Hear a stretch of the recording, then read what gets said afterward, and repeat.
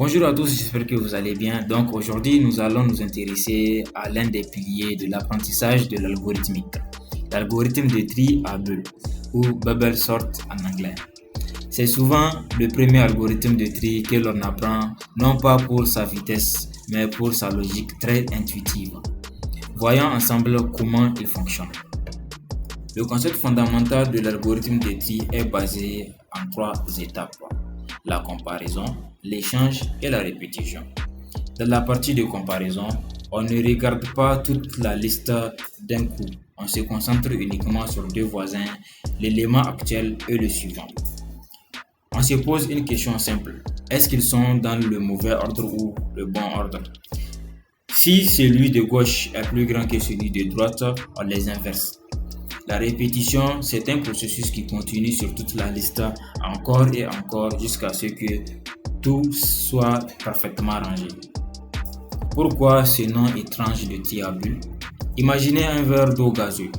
Les bulles d'air les plus légers remontent naturellement vers la surface. Ici, c'est la même chose. Dans notre algorithme, les éléments les plus lourds, les plus grands nombres vont progressivement remonter vers la fin du tableau à chaque passage. C'est cette analogie physique qui a donné son nom à l'algorithme. Voici la représentation standard de l'algorithme. On utilise deux boucles imbriquées.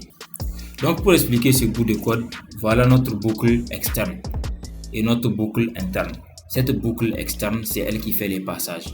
Et notre boucle interne, c'est elle qui fait les vérifications, c'est-à-dire les comparaisons entre l'élément actuel et l'élément suivant. Ils ne sont pas dans l'ordre, donc on effectue un échange. On les inverse avec une fonction qui prend en paramètre les deux valeurs comparées.